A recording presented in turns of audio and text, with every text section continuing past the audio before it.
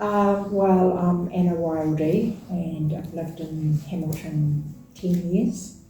I can call myself an artist, and I'm also a literacy teacher, so I love doing lesson plans and being creative, and I make art every day, doing something creative. Inspiration comes from just having an idea, and sometimes it's I'm just doodling and playing with colours, playing with different mediums, and then I feel like the spirit drops an idea in my head, and I just play with that idea, leave it, put it up on the wall, watch it percolate and see how it goes. And most of my art is done over 3 or 4 months. I don't finish something immediately. Even my cross stitch, I quite heavy to unpick something. Well, I've always been creative. My whole family is. I'm one of 8 and we're all creative in some form. But I really started doing art, keeping art journals when I had a life change, divorce, and I started making art journals, just pictures. Couldn't really talk about my feelings back in those days. And so lots and lots of art journals. Some of them are collage, some of them are painting or drawing. And then sometimes it leads to a bigger canvas or a bigger project. It might be a commission. So that's me. I literally do art because it's for my well-being, basically. And I've learned to really appreciate that since I've got to know art's for health. And did a bit of art therapy. It's quite a therapeutic process. When I sit at my craft table and I glue something or I rip some paper and I go away, and it literally blows the blues away. So most of my art is doodles or collage, and I've always collaged. I've always made paper mache or articles or art forms, and I love following impressionist artists and famous artists and see what their process is. But I always start with what I've got in my resources, and it might not be anything. It could be just some magazines I picked up at the craft group this morning. I'm going to rip them up when I get home, and sometimes the doodles. A shape emerges. It might be a face or it might be an animal, and then I'll go with that, and then I will try and reproduce that on a bigger canvas. With the collage, I usually start with a colour. So I think I feel like doing yellow today, and I'll just cover the whole page with a colour, and then, or I might think, I feel like a landscape, so I'll do blue for sky and green for grass. And I've always turned my art, that art I don't like say big pages like this, and I'll make a frame and put the frame on different things to see if I can make a greeting card. So a lot of my art that I don't like, I've cut up for greeting cards, and people love them, So how's it evolved? You're going to bigger canvases, that's huge. Putting a higher price value on it, that was a huge process. Feeling confident about my art. I have a lot of art in my house, and people come and they're just looking around, and sometimes I say to a new student, would you like to take 5 minutes and have a good look? So just get that out of the way. So that's a new thing for me, putting my art up on the wall. For years I had it under my bed or in a drawer. So that's a huge progress. Well, when I came to Hamilton, I think it was about 10 years ago, I was looking for some art therapy, and because I wanted some more direction about how to do things, and I met Eve. So I had some sessions with her, and that was fantastic.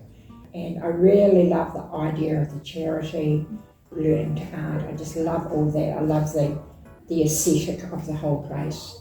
And I thought, right, this is going to be my charity. I'm going to support them. And I put a piece of art in the competition. And every year I've entered, so I think it's 8 years. The first year I won the first prize. It was such a shock hearing my name called. I was actually shocked. Why are they calling out my name? I was going like this. I burst into tears, so I got such a shock. And then every year I've entered my piece. I usually enter 2 or 3 pieces, and then I have either won a prize or sold my art, and that's exciting. When it's with someone else thinks, oh, I like that, I'm going to buy that, and so that's exciting. But it's kind of, I would say it's a hidden charity in a way. If people don't know, you've got a good clientele, as I said, I love the aesthetic of the old place. Yeah, so I really want to use Arts for Health more as a continuation of my art, not therapy, but art life, and rather than just as a therapeutic process, well, now you've got fantastic teachers. I'm sure you had them before too, but as I said, the art that's been, especially in the competition, it's just so well developed. People have developed the art, and I think that's the best thing about Arts for Health. Keep coming to the classes, you'll learn more. It's a bit like me teaching literacy. If you keep tuning up, you'll learn more, and one day you'll get it, and then it might take a year. So I really like the idea of having different art teachers, and I like the idea of it's affordable, and then you've got your clients. Everyone's interested. You've got different ethnic groups. I love all that, and love to see different people doing different art. Well, first of all, I'm very excited, and I'm very grateful for the opportunity. It's a huge responsibility, and in preparation I've been looking at art and some online. Whenever I go out somewhere, I look at what I like and also what is a little bit left field for me, and I thought, this person's got something that I don't usually do, but there's something in that I would appreciate. I really appreciate the idea of having your people are confident to put their art up on the wall in a gallery, probably signed, put a price on it, and then people come and look. It's just so exciting, so, I don't know what the word is, fulfilling, or and your confidence just grows.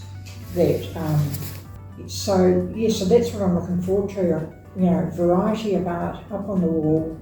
People are proud of their work, and I have to decide on a winner. I think that's going to be very hard to do. I can appreciate how hard it is. And the judge on the day, it could be anybody. Any judge can come in and decide what they want as the winner. And I think everyone, it's a bit of a cliche, but everyone's a winner if they've entered the competition. They're confident that their piece of art is worth a prize. I think that people could say that. I would say the word technique, that they've used some techniques, whether it's, I'm practicing looking at art at the moment, and with the idea of which one will I choose. And so I'm looking at technique and I'm practicing what those techniques are. And then I'm also looking for something that wows me. It's got a bit of a wow factor, and something, a piece of art. So if I just say I love that piece of art, I'll choose that piece of art, but I won't choose that one. So it's just personal preference. I can't stress that enough, because if different people come in, different judges, which we've found out, you know. Yes, so personal preference, technique, and wow factor.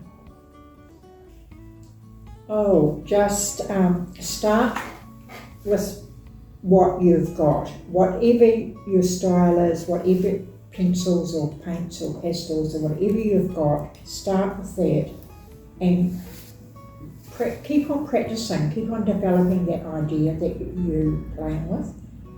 And then stretch yourself a wee bit. So you might go to a different colour, or you might go to a bigger canvas or a bigger page. You might get your artwork framed. You might just branch out and think, well, I'm going to get this framed. So I think to stretch yourself, do what you do, which is comfortable with you, and then stretch yourself a wee bit. And then just put your work up on the wall at home or on the top of the table and just admire it and let it percolate. You might turn it on its side, so you might have the top, it might be the bottom, you know, if it's abstract. Yes, so I just really encourage people to enter the competition, be proud of what you've done, and just admire how wonderful you are. I'm very proud I've got the opportunity. Arts for Health has created an opportunity. The opportunity to put it in a gallery, that's something that probably a lot of us are afraid to do that. So we've got it's taken away the fear thing, and it's very good. It's up on the wall. Other people admire it. You give it respect by putting it up on the wall. And I think, so when I put my art in, I'm thinking, yeah, I'm happy with this. I like this. I hope someone else does. I've won a prize before. I hope I win a prize this year. I hope I sell it. That's the top. That's the top thing, isn't it? To sell it. So it's in somebody else's house. The inspiration, whatever. I think this year I am training myself to look for inspiration. So, like I was flying in a plane and looked out the clouds, and you know, some of the cloud formation. So I'm always looking for inspiration. Don't just say, oh, I don't know what to do. Just keep on increasing your talent, because sometimes we get a bit dry, you know, and so join a class, find out what other people are doing, something different, you know, get some books from the library, go to galleries. Yes, so go out looking for inspiration. I think that's a good thing. And don't be afraid to enter the competition.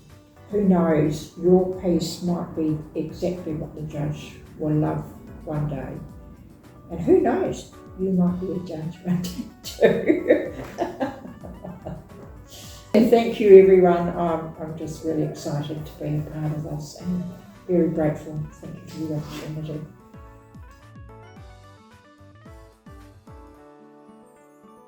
Thanks for watching. Don't forget to hit that like and subscribe button for more inspiring stories and content.